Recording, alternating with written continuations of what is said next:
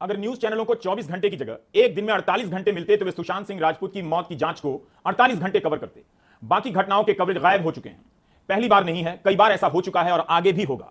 कई चैनल हैं, एक ही विषय है, जानकारी कम है, एक ही बात 100 बार अलग अलग लोगों के जरिए कही जा रही है। जो नागरिक ऐसे कार्यक्रमों को देखते हैं, घंटों या मिनटों उनके दिलो दिमाग पर क्या असर होता है यह जानने का कोई ठोस जरिया नहीं है। बेशक इसके आसपास की इक्का दुक्का घटनाएं होती हैं जो बताती हैं कि असर भी हुआ है।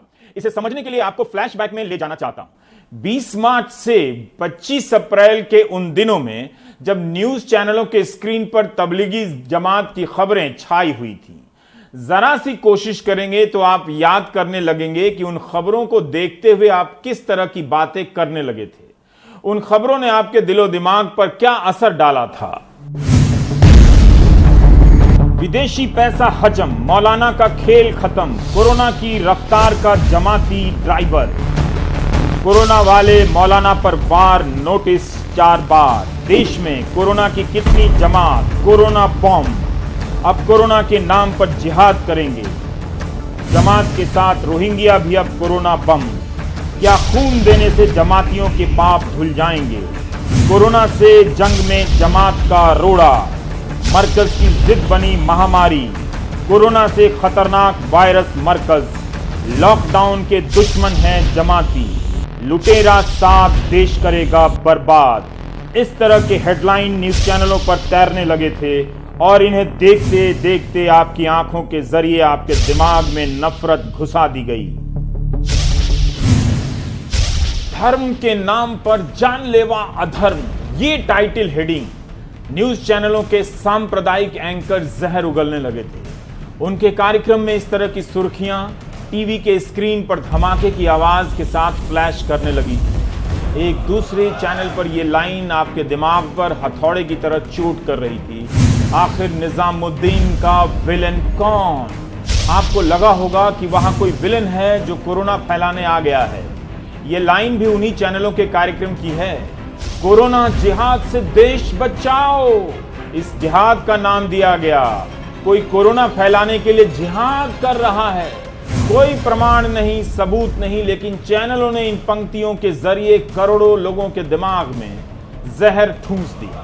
तबलीगी जमात के पीछे पुलिस भागने लगी। जहां उनके होने की सूचना आती, उस सूचना को न्यूज चैनल ऐसे पेश करते थे, लिखते थे देवबंद में 500 कोरोना बम।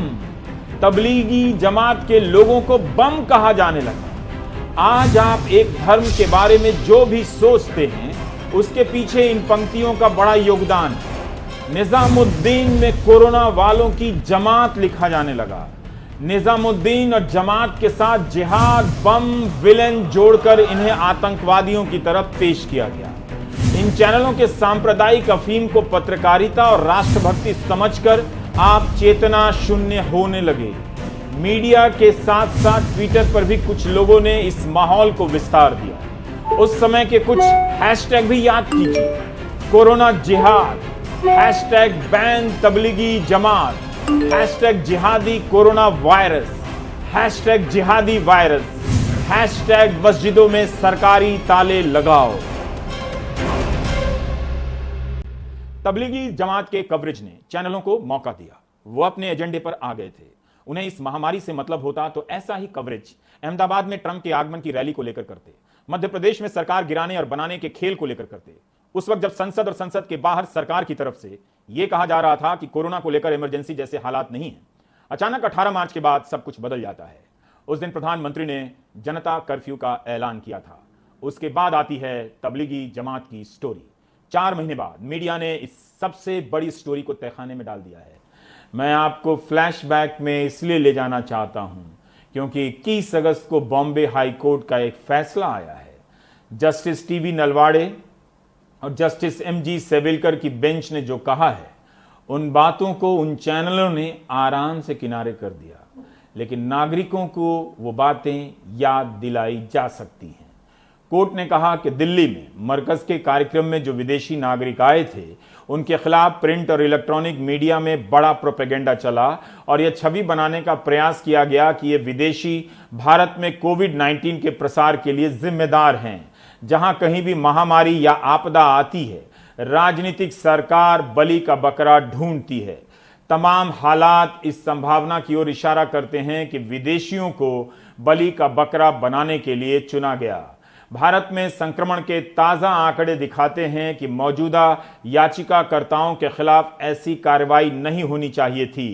समय आ गया है कि विदेशियों के खिलाफ कार्रवाई करने वाले प्रायश्चित करें और इससे जो नुकसान हुआ है उसे ठीक करने का सकारात्मक कदम उठाएं। हमारी संस्कृति अतिथि देवो भव की है। क्या हम वाकई अपनी महान परंपरा के अनुसार मौजूदा मामले में काम कर रहे हैं? इन पर लगाए गए आरोप बताते हैं कि हमने उन्हें मदद करने के बजाय आरोप लगाकर जेल में डाल दिया कि वे यात्रा के दस्तावेजों का उल्लंघन कर रहे थे। कोरोना वायरस फैलाने के लिए यही जिम्मेदार थे। अगर इन लोगों के द्वारा संक्रमण फैलाने की बात में जरा भी दम होता तो इन सभी के खिलाफ उचित कार्रवाई हुई होती। उन्हें अपने वतन भेजा जा सकता था। ऐसी स्थिति में उनके परिजन कितने परेशान हुए होंगे। जनवरी से पहले भारत में कई जगह पर धरने प्रदर्शन हो रहे थे। उसमें शामिल होने वाले ज्यादातर मुसलमान थे। उन्हें नागरिकता संशोधन कानून 2019 को लेकर आपत्तियां थीं।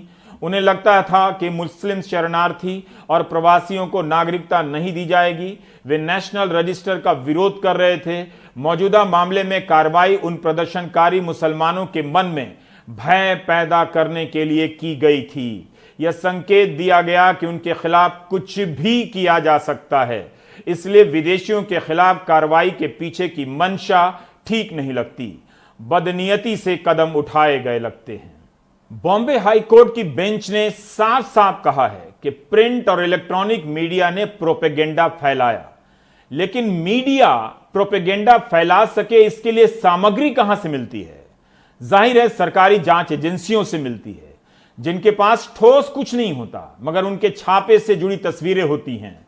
सूत्रों के हवाले से आने वाली अपुष्ट खबरें होती हैं, जिनके सहारे तबलीगी जमात की खबरें दनादन चलने लगी। बॉम्बे हाई कोर्ट ने महाराष्ट्र सरकार और पुलिस के बारे में जो टिप्पणी की है उससे आपको जवाब मिल जाएगा कि आजकल कैसे एजेंसियों के इस्तेमाल से मीडिया के जरिए प्रोपेगेंडा को आगे बढ़ाया जा रहा है।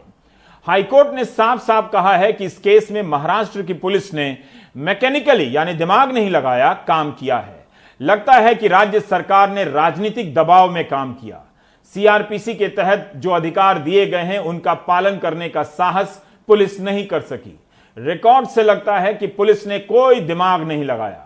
यही कारण है कि इनके खिलाफ केस शुरू करने के लिए रिकॉर्ड पर कोई प्रमाण नहीं है। रिकॉर्ड पर कोई प्रमाण नहीं है। दोबारा पढ़ रहा हूं, सरकार दूसरे देश के दूसरे मजहब के लोगों के साथ अलग बर्ताव नहीं कर सकती है।